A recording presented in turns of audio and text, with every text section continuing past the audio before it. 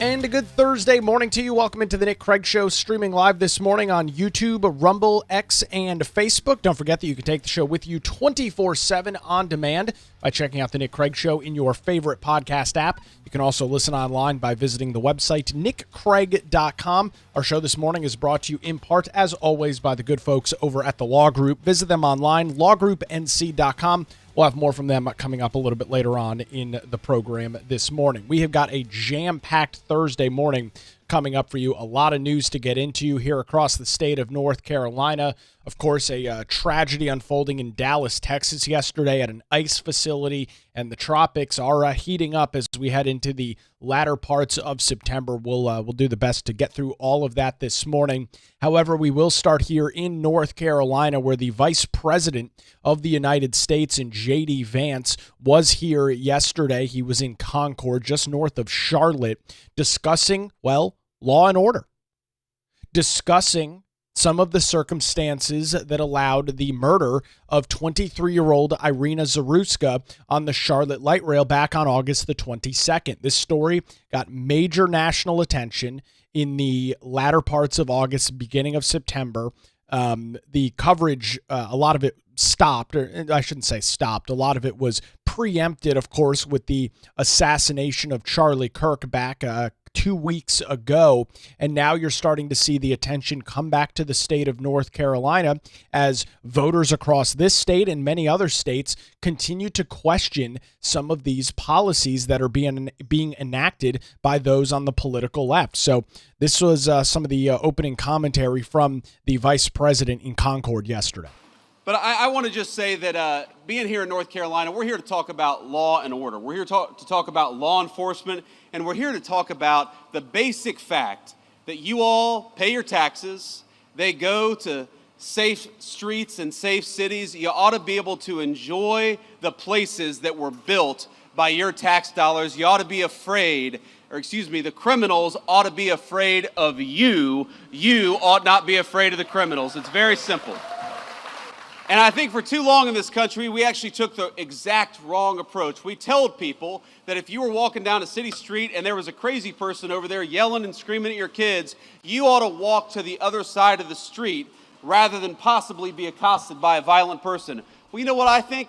I think that if a person is being violent and threatening to young children and young families, they ought to send their asses to prison instead of telling people that they got to cross the other side of the street.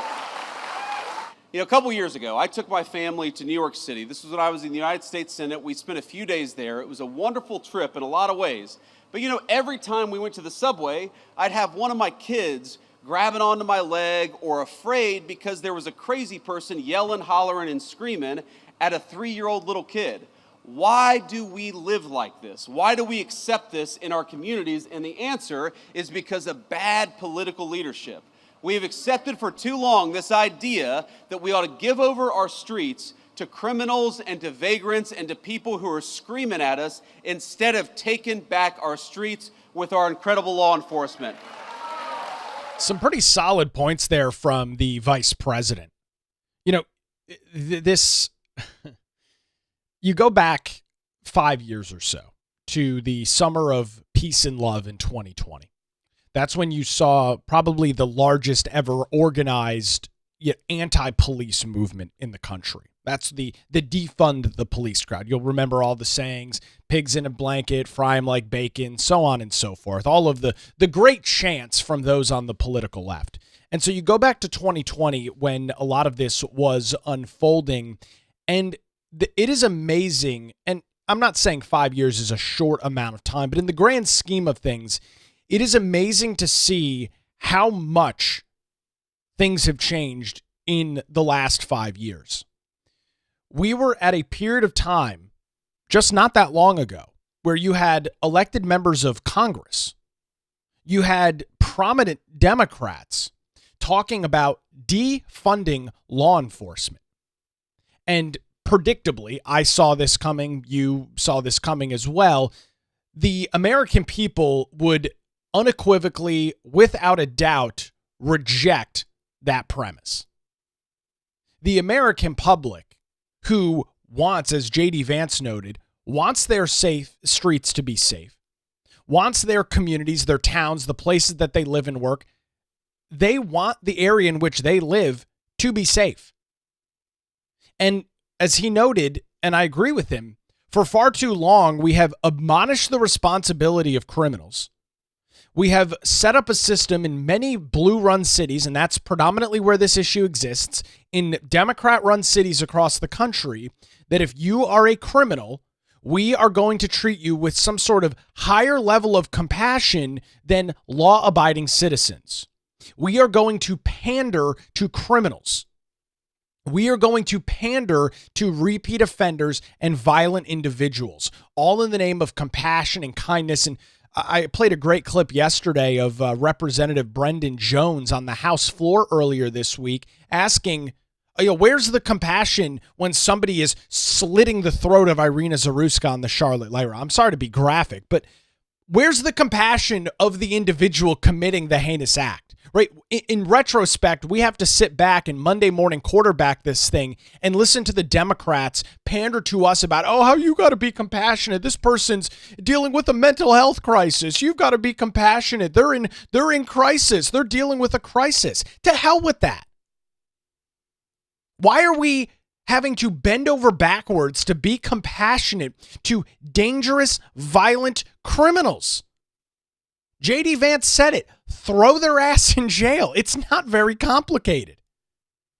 I'm not advocating for mass incarceration of everybody. That's not the policy. But when you've got DeCarlos Brown Jr., a 34-year-old schizophrenic who has been convicted 14 times, when you have got him roaming your streets, you as a city, you as a community have screwed up. You have completely screwed up. In no normal, just, rational society should somebody like that be attempting to assimilate with law-abiding individuals. Folks, it just doesn't work. Now, is the solution to take somebody that is severely mentally ill, is the solution to throw them in a cell and throw away the key? I don't think so. But let's be perfectly honest. We used to have a system in this country where there were mental hospitals. There were mental institutions. And let's look at who got rid of those. You can absolutely point the finger at the Democrat Party, who, again, in an attempt to be compassionate, said, we can't throw these people in a mental institution. We can't throw them in a mental hospital. So we just need to allow them to roam the streets of your cities. When these facilities started being shut down in the 70s, 80s, and 90s, maybe even in the 60s, this was the unfortunate end result. And now, of course, you've got Democrats bitching and complaining about how there's not enough resources for mental health, there's not enough beds available. You guys shut down all of these facilities in an attempt to be compassionate.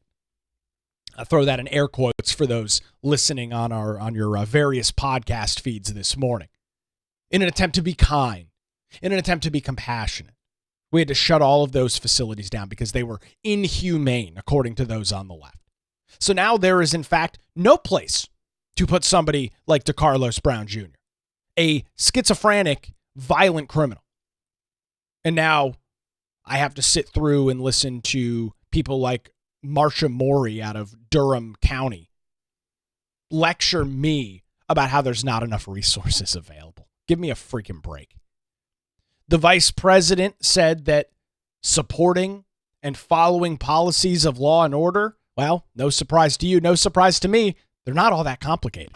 So this is what it means. Being pro-law and order is actually not that difficult. There are some things we do, some issues we address that are so complicated and so challenging, but supporting our local law enforcement is actually pretty easy. It's just a question of political willpower.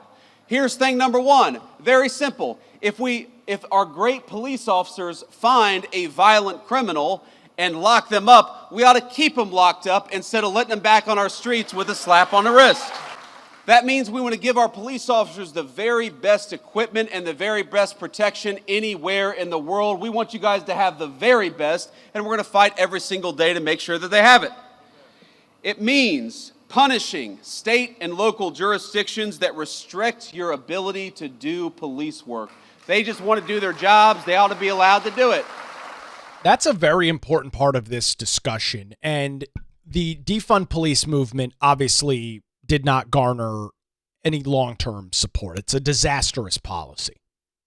But one thing that has kind of stuck on through this period of time is the way in which local governments, local entities essentially tie the hands of law enforcement. And I will admit that some of the media coverage of law enforcement actions don't help as well. And I'm not saying the media doesn't need to cover what law enforcement does. But think about the situation that exists. You've got cops that have to make split-second life or death situations. They don't have the hindsight of looking back at surveillance video. They don't have the hindsight of being able to break down a video clip frame by frame by frame to determine what they need to do. They need to act in a split second to protect themselves, their fellow law enforcement partners, the community as a whole. They've got to make decisions rapidly. And there's so much scrutiny on decisions that law enforcement made in hindsight with days, weeks, months to deconstruct the situation that I would suspect that is on the minds of many in law enforcement when they are out there doing their job. They are worrying about the scrutiny that is going to happen if, God forbid, they pull their gun and have to shoot and kill somebody or shoot and wound somebody. So you've got that problem that exists. In many communities like the Charlotte-Mecklenburg area, like many other Democrat blue cities, police have consistent run-ins with individuals, are consistently arresting them for them to just immediately be released and put back out onto the street. You create a completely unsustainable situation for law enforcement. You create a system in which law enforcement is not capable of doing their job. They can do the part of their job fine. But then when it gets handed off to the judicial system and you've got left-wing magistrates and left-wing judges that allow these individuals right back out on the streets, you're putting law enforcement at a disadvantage. DeCarlos Brown Jr. was well known by CMPD. He was well known by law enforcement in and around Charlotte and Mecklenburg County. Well known.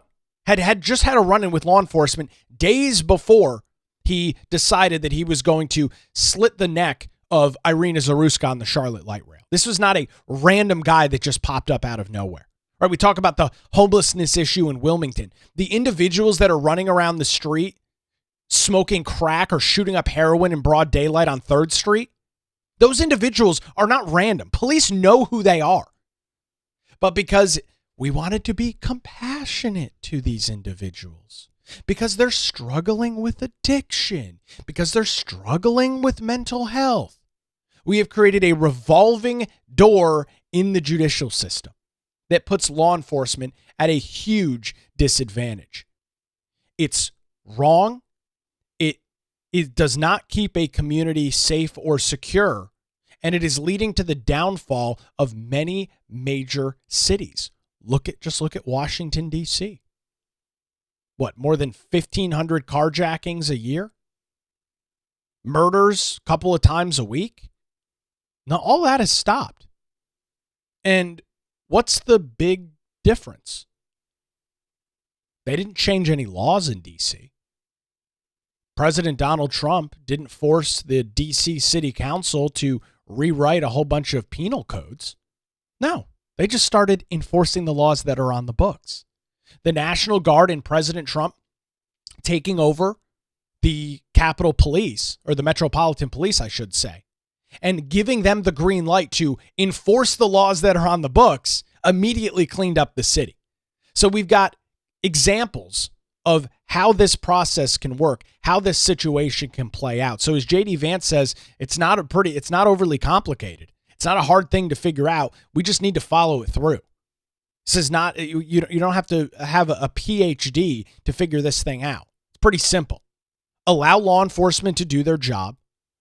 Make sure that the judicial system is holding criminals accountable, and the problem solves itself.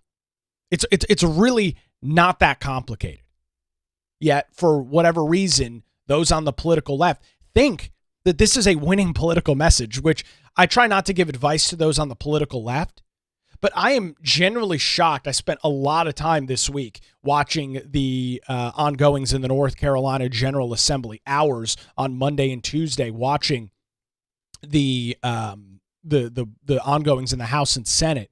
And it was amazing to me to see that Democrats still are going down a path where they have not realized how atrocious their systems are, how atrocious their policies are. And in some cases, they're doubling and tripling down on it.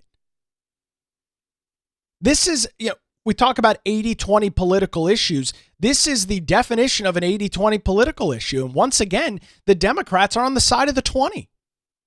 They're on the side with the radical progressive wing of the Democrat Party that believes that police should be defunded, that you shouldn't arrest or charge anybody for anything. We should live in some weird anarchist society where anybody can do whatever the hell they want. It's unsustainable, and voters across the country, red and blue voters, have rejected this premise.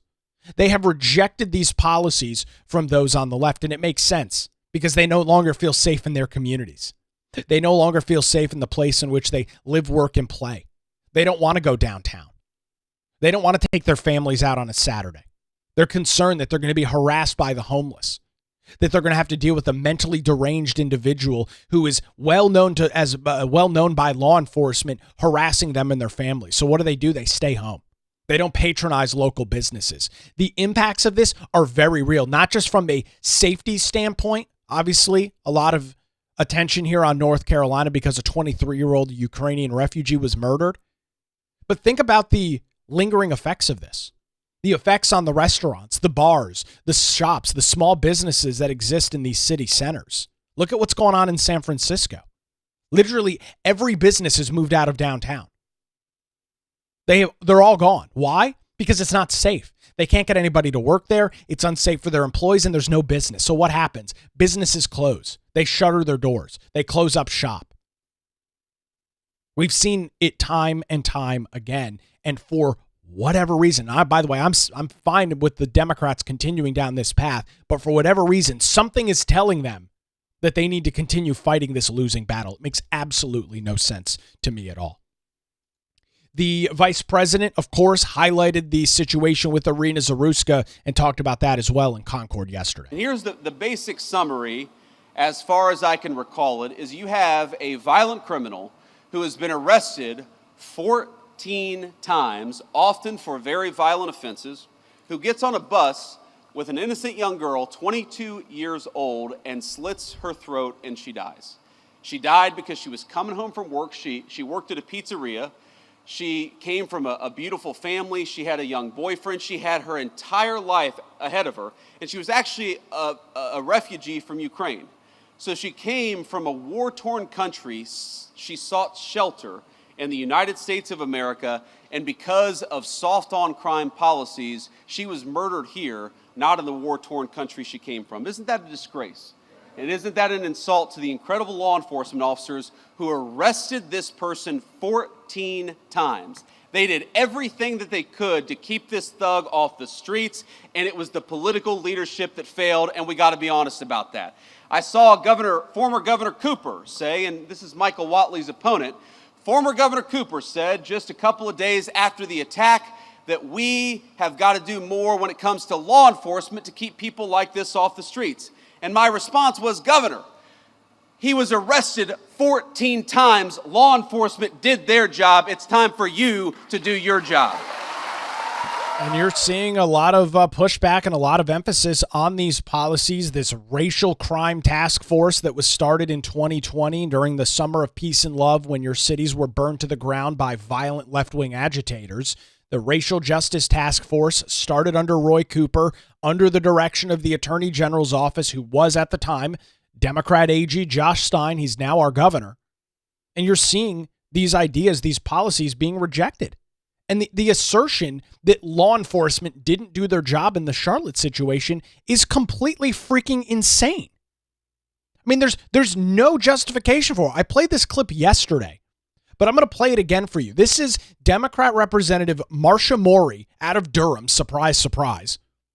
Another progressive hellhole here in North Carolina. This is Representative Marcia Maury on the floor of the North Carolina House on Tuesday, blaming police for how the DeCarlos Brown situation unfolded, blaming law enforcement for not doing their job. Take a listen to this. We were all appalled, in shock, and I would say this crime probably could not have been prevented.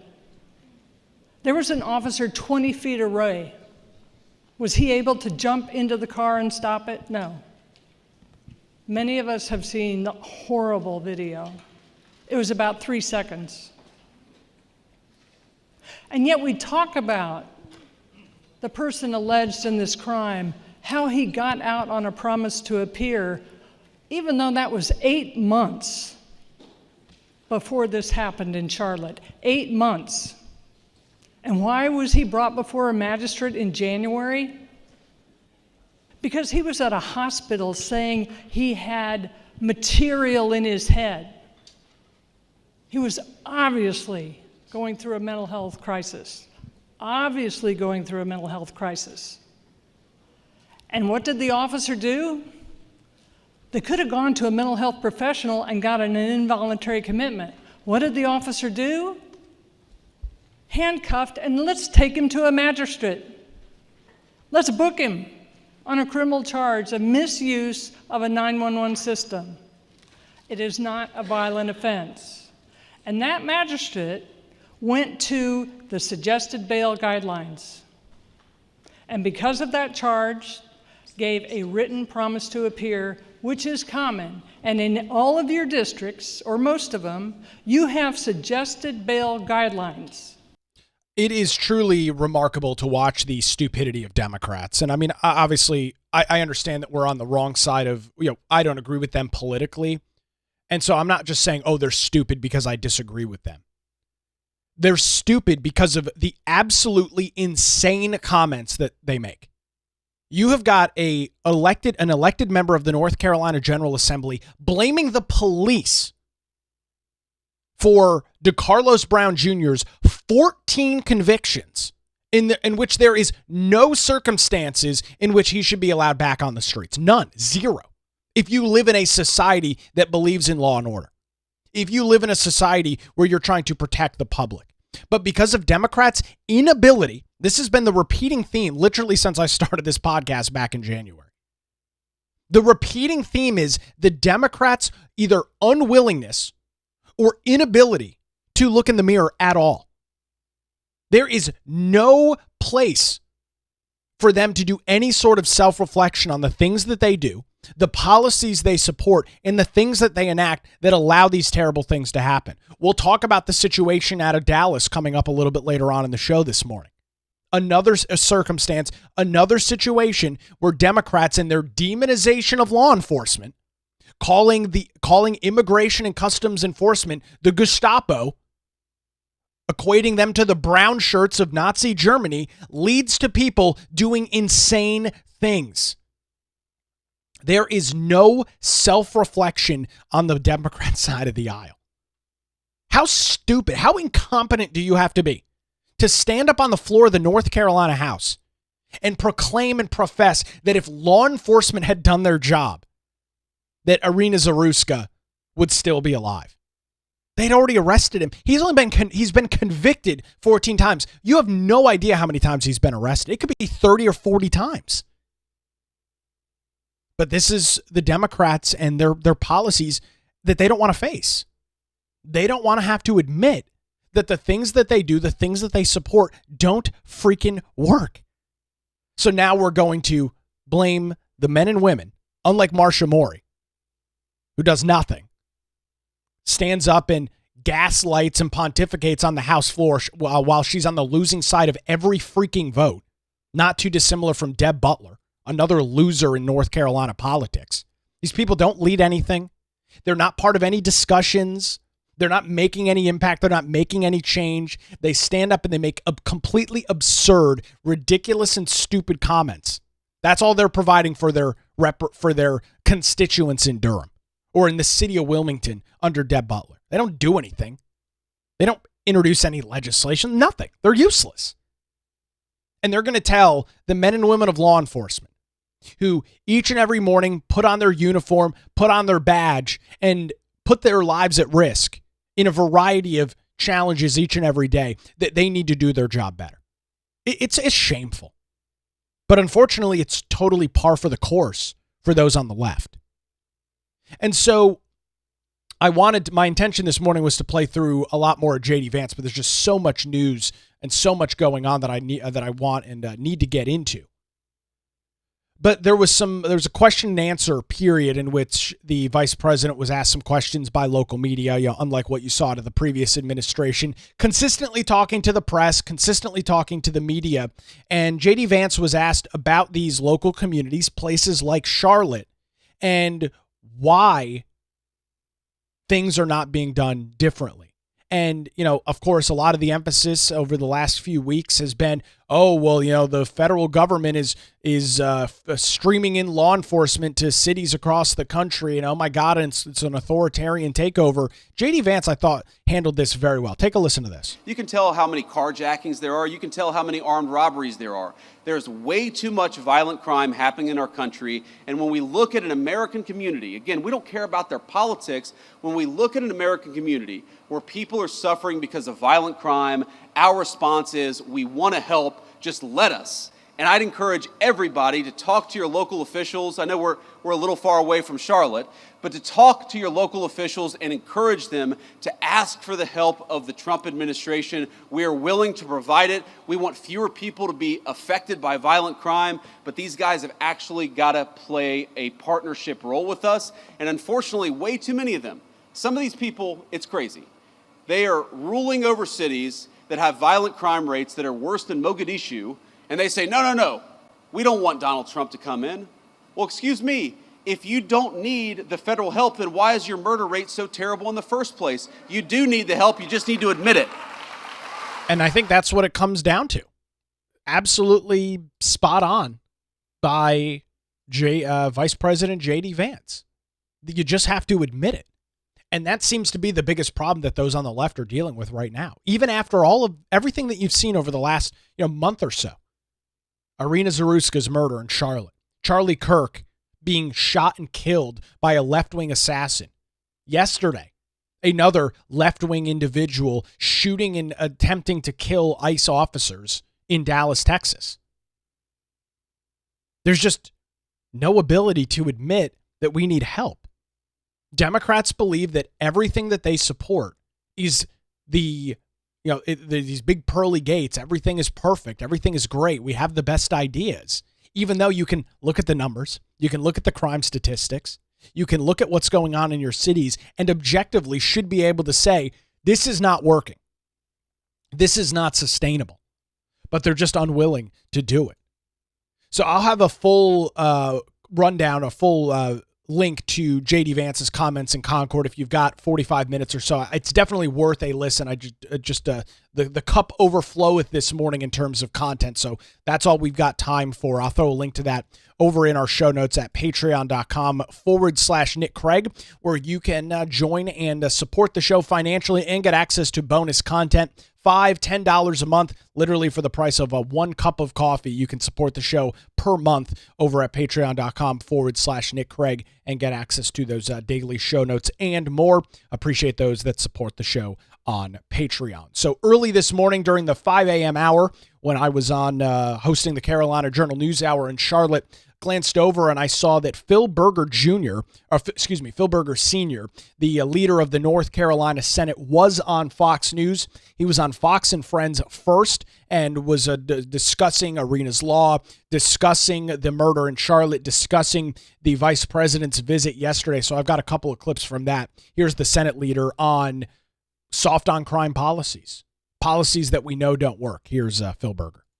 Yeah, so tragedy that someone is seemingly safer in a war zone than on public transportation in one of our major cities. And the vice president coming to North Carolina actually highlighted the concerns that we have about some of the soft on crime policies that have been implemented, many at the behest of former Governor Roy Cooper, who put forward a task force several years ago that came up with a number of recommendations that policies that would call for cashless bail, policies that would prioritize the release of violent criminals over the safety of the public.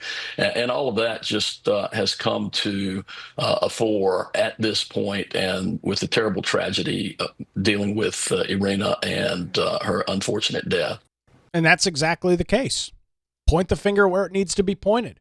Roy Cooper, Attorney General Josh Stein, and Democrats in major cities across North Carolina that have decided that it is no longer important to enforce the law, that they want to be compassionate to criminals and make you the victim of violent crime. It's really not that complicated. The leader of the Senate also discussed some of the details of Irina's law, as we covered. It did pass the North Carolina House and Senate, and it now sits on Governor Josh Stein's desk. So what it does is it eliminates cashless bail for some of these violent or for all the violent offenders. It prioritizes the safety of the public over the release of folks who are charged with violent crimes. And the third thing that we've done is taken steps to begin the process of implementing the death penalty in North Carolina, which has actually been on the books for years, but because of soft on crime policies at the executive, the administrative, and the judicial level has not been carried out in North Carolina in well over a decade. And that's how Democrats have decided that they're going to frame this whole discussion. It's not about law and order.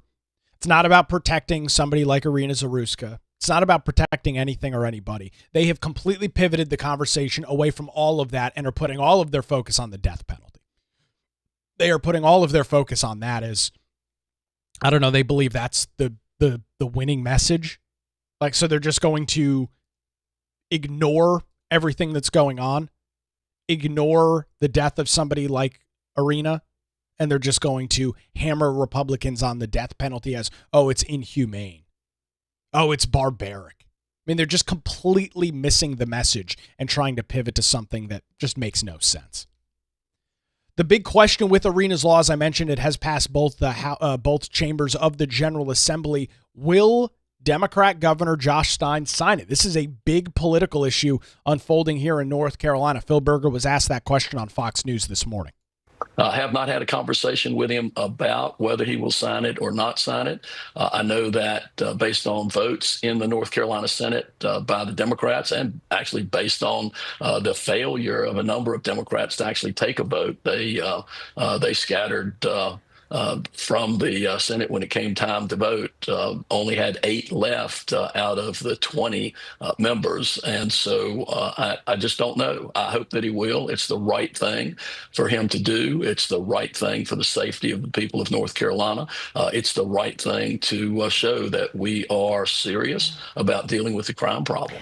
Yeah, serious about it. And again, the math on this, and this is going to be a very interesting thing that I'm sure Stein and his folks are kind of dealing with and going through right now. Because you look at House Bill 307, that is Irina's law. That's the piece of legislation. And you look at the votes in the North Carolina House. I'm going to pull this up so that you can, so we can look at it together. It's probably a little hard to read, but this is the breakdown. So you had 81 that voted in favor of it and 31 that voted against it. Now, when you look at those that voted for it, obviously all of the Republicans voted in favor of it, but you've got a list here of Democrats that did. I mean, you've got more than a dozen Democrats that voted for this legislation. And that is incredibly relevant in the North Carolina House because they are one vote, and I say they, the Republicans in the majority, they are one vote shy of the supermajority, which is what they need to override a veto from Democrat Governor Josh Stein. In the Senate, it's not a problem. With every Republican there, they don't need any Democrat votes. In the House, completely different ballgame. They need one Democrat. And there's a list of a dozen of them here that did vote, in fact, for Irina's law. So this is a very tricky political situation for Josh Stein to navigate. If he signs this into effect, which is what he should do, if he signs this legislation into law, he is going to get hammered by those on the progressive left. That he is cowtailing, that he is bending over to those in the General Assembly, the evil, awful, terrible Republicans, and is not fighting for justice. On the flip side, if he doesn't sign this legislation and the General Assembly has to come back and do a veto override of it, him and Roy Cooper are going to get hammered for their continued soft on crime policies. So from a purely optical political standpoint, this is a very, very tricky situation for somebody like Stein to navigate.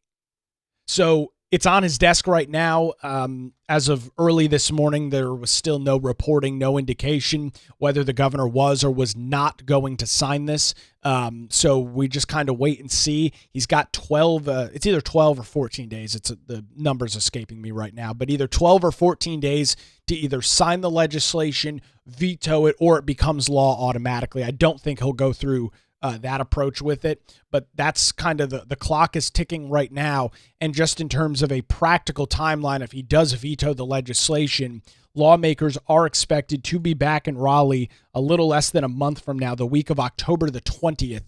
According to their most recent adjournment resolution, they would be back and could vote on a veto override of this legislation. So that's the timeline right now. I'll be keeping an eye on some of the comments there from the governor's office and see what he does. And as soon as we get those, we'll pass them along to you right here on the Nick Craig Show.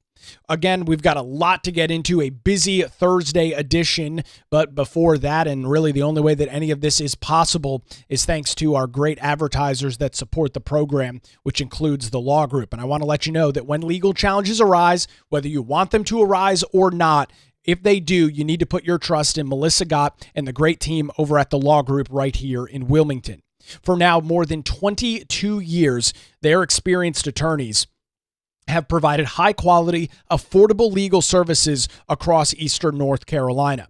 Whether you're facing a divorce, navigating real estate transactions, or maybe you're in a position where you need a strong criminal defense, the Law Group has your back. Their dedicated team ensures your questions are answered and issues are resolved as quickly as possible. Great news, folks. It's not a big national law firm. They're in our backyard. They're members of our community, and they're located in downtown Wilmington, just a phone call away at 910-251-6088, or you can visit them online at lawgroupnc.com. For any legal problems, any legal questions, give them a call, 910-251-6088, or their great website, lawgroupnc.com. The Law Group, experience and dedication you can rely on, and we cannot thank Melissa and her team over at the Law Group enough for their continued support of the Nick Craig Show. We'll take a quick break, reset, and turn our attention to Dallas, Texas, where yesterday an individual before daybreak started shooting at an ICE facility, killing one individual before, as you would expect, cowardly taking his own life. We'll get into those details coming up here in just a few minutes as the Nick Craig Show rolls on a Thursday morning, streaming live on YouTube, Rumble, X, Facebook, and available 24/7 wherever you get your podcasts.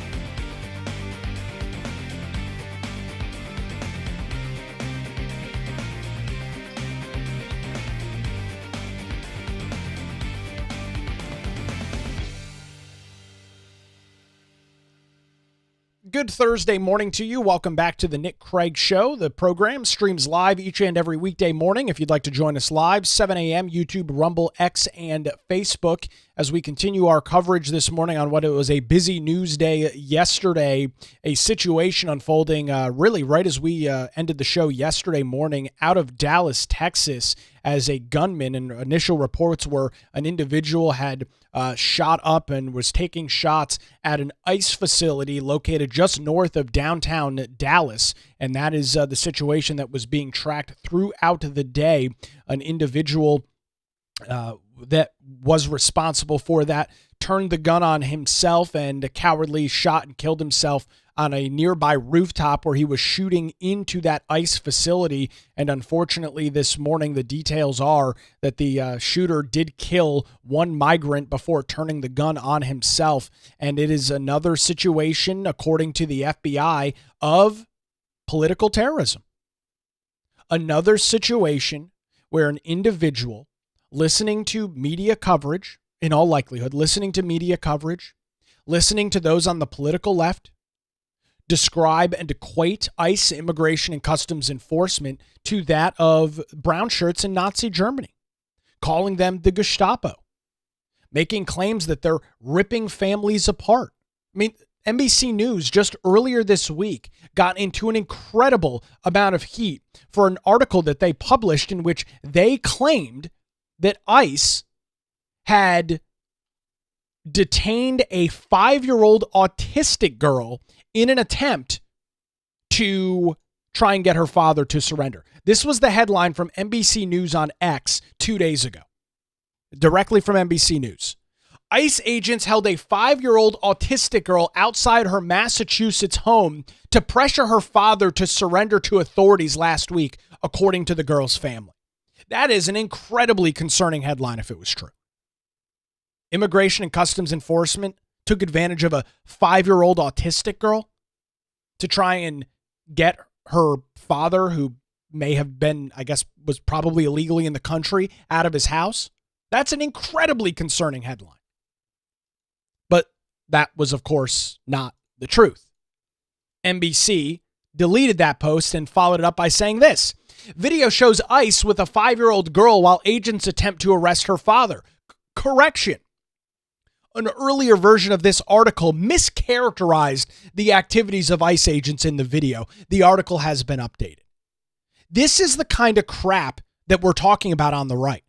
This is the kind of ridiculous demonization of law enforcement that allows individuals to feel that it is appropriate to shoot and kill ICE, to shoot and kill members of local law enforcement, to shoot and kill people like Charlie Kirk. This is the kind of deranged media coverage that we need to continue to call out on the right. There was no basis, no fact in NBC's original reporting. But it didn't stop them from posting it on X and getting millions upon millions of views. It did not stop them from publishing the article and running it on MSNBC. This, when President Donald Trump, when others talk about the mainstream media, talk about the things that they say, the stories that they write, the articles that they publish, the phrases and words that they use to describe people, this is what we're talking about. This is the kind of dishonest, and in this case, completely false information that is being spun to demonize law enforcement. And there is no question about it. When you call people like Charlie Kirk a Nazi, when you call people like Donald Trump an authoritarian dictator, you beat into people's minds that it is okay to inflict serious pain, death, or violence upon those individuals. And it's the exact same thing with ICE. We have seen a 1,500% increase in attacks on Immigration and Customs Enforcement since the beginning of this year. Why? Because if you turn on MSNBC or you turn on CNN, you will be led to believe that ICE is roaming cities throughout the United States, finding people that aren't white, throwing them in cuffs and rounding them up and ripping families apart. That's what you're being told by those in the mainstream media. Not only is it inaccurate, it's incredibly dangerous. because you are allowing mentally ill individuals to believe, well, if that's the case, I need to do something about it. I need to stand up to protect the immigrant community. I need to stand up and protect these individuals. So yesterday in Dallas, Texas, a 29-year-old by the name of Joshua Wan, Jahn, I think that's how you pronounce the last name, decided right before 7 o'clock local time in Dallas that he was going to perch himself up on a roof across from an ICE facility, and when individuals were coming into that facility, he was going to shoot at them. And that's exactly what he did. He killed one immigrant, injured two others, and then shot himself before law enforcement was able to capture him. And what was written on the bullets in which he was shooting? Anti-ICE.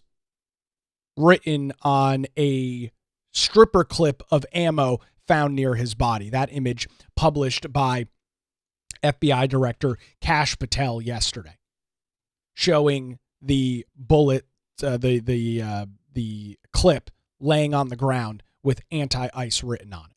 Picture's not the highest resolution, but it's very obvious and clear what's written on here. You could see the bullets covered in water. It was pouring rain yesterday when this was going on, or right after this situation took place. So you've got yet another example of a deranged leftist, a deranged, radicalized Democrat carrying out an act of political violence. Literally 2 weeks to the day in which Charlie Kirk was shot in the neck and killed by a left-wing radical. And I'm going to be honest, and I guess I'm going to show some of my ignorance here. I was hopeful, optimistically hopeful, and I shouldn't have been, but I was optimistically hopeful that after the Kirk assassination, that after the Utah County prosecutor and their office had a press release, or a press conference, I should say, and announced that this individual had been recently radicalized to the left side of the political aisle, and called that out and made that point, that we would see the media begin to ratchet around, or see this kind of verbiage stop, or at least tone down a little bit. But it hasn't. And so at this point in time, I think it's fair to say that the media is just not going to stop. They are going to continue to claim that Trump is an authoritarian, that anybody that supports him is a Nazi, that anybody that votes for or supports the policies of being tough on crime, getting illegal immigrants out of the country that are not supposed to legally be here, anybody that supports that, you are a Nazi, you are a fascist, you are a racist, you are a bigot. And for those, the brave men and women of immigration and customs enforcement that are literally just enforcing United States immigration law, which has not changed, has been on the books now for decades, those individuals are being demonized as well. And it's obviously not going to stop. We were talking earlier about Democrats' inability to self-reflect, their ability to look in the mirror, just glance in the mirror and see the things that they're doing. They continue with it. And the fact is, it's going to lead to more left-wing violence. It's going to lead to more mentally unstable individuals who happen to be on the left, surprise, surprise, carrying out heinous acts of violence, murdering and killing people because they believe that they're fighting against fascism. They believe that they are fighting against an authoritarian regime. And when you lay that out on paper, it makes sense, doesn't it? Everybody would want to fight against actual fascism. We literally fought World War II over an authoritarian regime in Germany. We fought fascism. 17, 18, 19-year-olds lost their lives fighting fascism, fighting an authoritarian regime, fighting a dictator in Adolf Hitler. And so when on paper you equate Donald Trump, Republicans, and everybody else associated with him, you and me included, to the likes of World War II Nazi Germany, these individuals have the green light to do whatever the hell they want. These individuals feel that they have the green light to afflict death and destruction upon these individuals. I played a clip, it was right after the Kirk assassination, of Greg Gutfeld just absolutely tearing apart Jessica Tarlov on the 5 over her claim of, oh, you know, both sides have a problem. Both sides have this. Both sides have that. And I'm going to play that. I'm going to play another clip of last night's show on Fox News. But before I play that clip, I want to take you to JD Vance in Concord yesterday, where, as you would expect and as you would imagine, there was a lot of conversation about, oh, there's political violence on both sides, and both sides are the problem here. JD Vance was talking about that, was asked a question about that in Concord yesterday, and his response was absolutely spot on. Here's the vice president. Well, don't both sides have crazy people? And of course, obviously, country of 330 million people, of course, both sides have crazy people. But if you look at the political violence in our country over the last couple of months, the last couple of years, it is not a both sides problem. It is primarily on one side of the political aisle. So if we are going to truly go after the political violence in this country, we need the Democratic leadership of Washington, D.C. to look in the mirror. We need them to renounce all political violence. When a poor kid like Charlie Kirk is gunned down in cold blood, we need them to start with condemning the violence instead of condemning something that Charlie Kirk said that they disagreed with.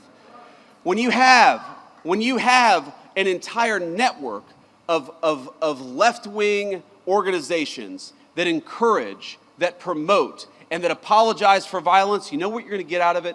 You're going to get political violence. Well, don't both sides have... And the commentary there from JD Vance is absolutely correct. And that is exactly what we've seen in the last couple of weeks since Kirk's assassination. I mean, they just completely excuse what has gone on. And of course, publicly, they'll make the comment of, oh, I do not condone political violence. We saw a whole bunch of that garbage over the last couple of weeks. But it always goes the same. We don't condone political violence, but Charlie Kirk said a lot of controversial things. We don't condone political violence, but he was a controversial figure and said some things that upset a lot of people. There always has to be a but with it, because they can't just come out and say we condone political violence, because they don't. That's just not true. They want political violence. The reason that they equate ICE to the brown shirts of Nazi Germany, the reason that they equate Donald Trump to Adolf Hitler is exactly for what's happening. They want people to commit political violence. It's not very complicated. And so last night on the 5, once again, Jessica Tarlov, who is not a radical progressive, I'll note, but she's a Democrat, continues down this same road, this same bullshit of, oh, both sides.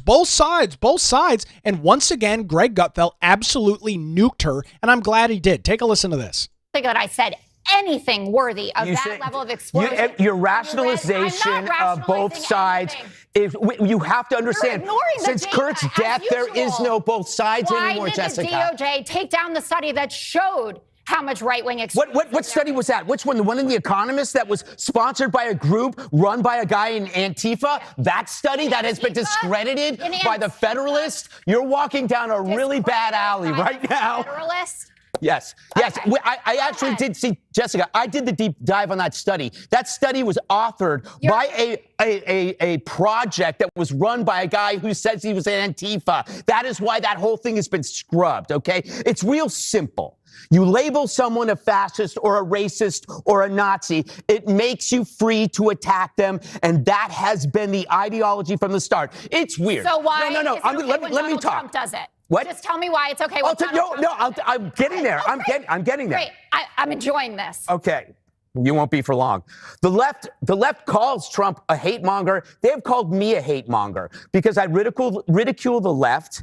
I ridicule protesters. I ridicule academia, Hollywood, the news media. I make fun of The View every day. I make fun of the UN. Guess what? No one acts on the things that I say because my side doesn't do that. We say people are stupid. We say people are wrong, but we don't say they're evil. That is your game, okay? And then you come and you say, okay, man, this is a mentally ill loner. Well, who do you think does this stuff? It's not Ben Affleck. It's not Tom Brady. It's not even Carrot Top. People who do this stuff are always that way. The question is, who points them in that direction? Why pick ICE? Why pick Kirk? Why target TV stations and put bombs under Fox trucks? Why vandalize memorials? Why kill kids in Catholic schools? Two things can be true. A person can be mentally ill, and you can be guiding him to that place in his life. That is how brainwashing works.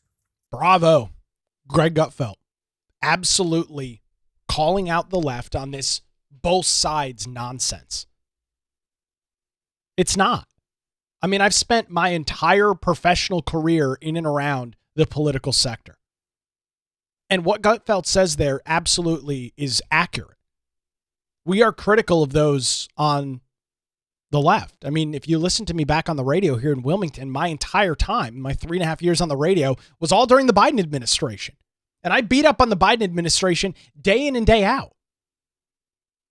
I didn't call Joe Biden a Nazi. I didn't call him a dictator. I didn't call him a fascist or an authoritarian regime. I called him stupid and brain dead, which actually turned out to be pretty accurate in hindsight. But you turn on MSNBC and you'll watch Mika Brzezinski and her husband, Joe Scarborough, talk about how ICE is ripping families apart. How the evil, terrible, awful administration is using a 5-year-old autistic girl to get her illegal father immigrant out of the house. The reality is, it's just not true. But it doesn't stop them from saying it. It doesn't stop them from continuing down this path, and it doesn't stop them from repeating this stuff time and time again. Gavin Newsom was just in the media 2 days ago talking about how ICE needs to unmask. ICE needs to unmask themselves. This was not JD Vance. This was Gavin Newsom literally Tuesday, 2 days ago, a day before this shooting in Dallas, Texas. Here's Gavin Newsom speaking in California just 2 days ago. ICE, unmask. What are you afraid of? What are you afraid of? What are we afraid of? Well, they're afraid of a radical left-wing lunatic, one of your supporters, shooting and killing them, Gavin. That's what they're afraid of. That's what they're afraid of. The rhetoric that you guys spew, the rhetoric that you guys use to describe your political opponents, that's what they're afraid of. JD Vance piggybacked on this in Concord yesterday. Take a listen to this. And I think that is the most disgusting thing. The very people who keep us safe ought to be honored and protected and praised by Democrats and Republicans alike. It is time to stop the rhetorical assault on law enforcement. Because here's what happens. Because here's what happens when Democrats like Gavin Newsom did say that these people are part of an authoritarian government. When the left-wing media lies about what they're doing, when they lie about who they're arresting, when they lie about the actual job of law enforcement, what they're doing is encouraging crazy people to go and commit violence. You don't have to agree with my immigration policies. You don't have to agree with Donald Trump's immigration policies. But if your political rhetoric encourages violence against our law enforcement, you can go straight to hell, and you have no place in the political conversation of the United States of America. You can go straight to hell. I could not agree any more with the Vice President of the United States. You can go straight to hell. Joe Scarborough, Mika Brzezinski, every anchor on MSNBC and CNN, exact same situation. The Democrats have a serious problem that they have to deal with right now. Their political rhetoric on demonizing, not just saying their ideas are bad. Again, there's a difference between being critical and demonizing. I have been critical of political opposition now for almost the better part of a decade in media here in Wilmington. You can be critical. You're allowed to be critical. We live in a country where you have the First Amendment. Nobody is saying, that you have to now carry water for Donald Trump. Nobody's saying you have to do that. What we are asking you to do is to stop equating everybody in the country that doesn't agree with you to the Nazis and to fascists and to authoritarian regimes. You disagree with our policies, fine. Go out and win a freaking election. But you guys can't do that either because you put up an incredibly unlikable individual like Kamala Harris and then are surprised and shocked when she gets completely blown out of the water by Donald Trump. You're allowed to be critical. You should be critical. I want my politicians, even the ones that agree with me, to be challenged. A critical discussion is good. But demonizing the men and women of law enforcement, claiming that ICE is a brown shirt Nazi Germany style era law enforcement agency is completely absurd. And as JD Vance noted, it encourages individuals who all happen to be crazy and on the left. No, definitely no link there at all. It encourages these individuals to go out and commit heinous acts of violence. It's very obvious and it's very clear. And it's very, very unfortunate. So if Charlie Kirk wasn't enough for the left to clean up the things that they say, I can't imagine that this situation in Dallas, Texas will be. The unfortunate thing that I have to report to you this morning is it's probably going to get a whole hell of a lot worse before it gets any better.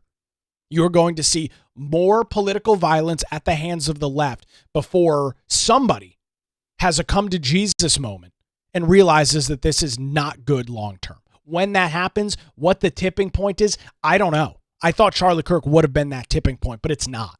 It hasn't been. So we'll continue to track the situation out of Dallas. Unfortunately, one individual getting killed, the shooter himself being the coward, sissy, left-wing lunatic that he was, turned the gun on himself, as you would expect. These individuals are cowards. They're not strong. They're not man enough to deal with the consequences, the repercussions of the things that they do. So they turn the gun on themselves. Very, very typical for those on the left. So we'll keep an eye on that and continue to provide details as soon as we get them. All right, I know we're running a little long, but there is a couple of weather things that we do need to get into this morning because the tropics are heating up here towards the end of September. Taking a look at the Atlantic hurricane map this morning from the National Hurricane Center out of Miami, Florida, we now do officially have Tropical Storm Umberto, which is now currently hanging out in the Atlantic. That storm is currently a tropical storm with 45 mile an hour winds, and the track of that storm is one that is set to take it, probably splitting the gap between the United States and Bermuda. Probably no immediate impact to the continental United States, the East Coast, maybe besides some increased rip current, things of that nature.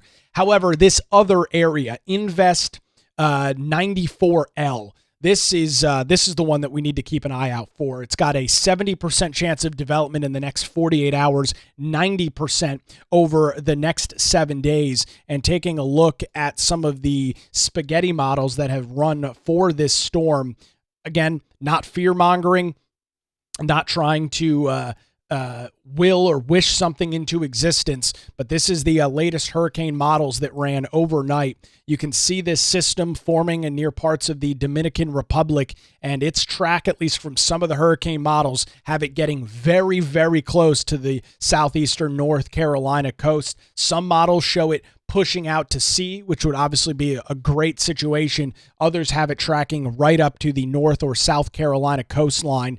You can see the GFS model here showing some movement of this system as well. The timeline on this, very early next week, looking at Monday, late Monday night, early Tuesday morning for some impacts from this storm if it is to develop and if it is to impact. We could definitely see this thing named in the next day or so. So this is something that you're going to want to keep an eye on. I know enjoying your final summer weekends here across southeastern North Carolina, but you're definitely going to want to stay tuned to media over the weekend to see what happens with this. I'll be providing updates all throughout the weekend as well over on my Facebook and X account. If you are not following me there, it's the Nick Craig Show on Facebook. Head on over there and give me a like, and you can follow me on X as well, at Nicholas M. Craig. We'll have hopefully some more consensus, some more details tomorrow morning with some of these weather models, but this is definitely something to keep an eye out for, and some of these models do show it as it picking up some strength. I saw a post from a great website, Mike's weather page that keeps the tropics up to date. A couple of posts showing some of the various ensemble models showing this thing potentially getting very, very close to the North Carolina coast. You can see the GFS model, the European model, and some of the other weather models, the CMC and others, showing this thing getting dangerously close to the coast. So this is something that we'll track over the next couple of days throughout the weekend, and we'll keep you up to date on our social media channels and right here on the show. Well, I told you it was going to be a busy one. Told you we had a lot to get into, so hopefully you enjoyed the show this morning. If you've thought and believe that you're getting any value, encourage you to support the show financially. $5, $10 a month over at patreon.com/Nick Craig goes a long way in allowing this program to continue on the air each and every weekday morning. I do want to thank the law group here in Wilmington, Melissa Gott and the crew over there for their continued support. Visit them online at lawgroupnc.com. That's going to do it for a jam-packed Thursday edition of the Nick Craig Show. We're back with you tomorrow morning, live 7 a.m., YouTube, Rumble, X, Facebook, and 24/7, wherever you get your podcasts.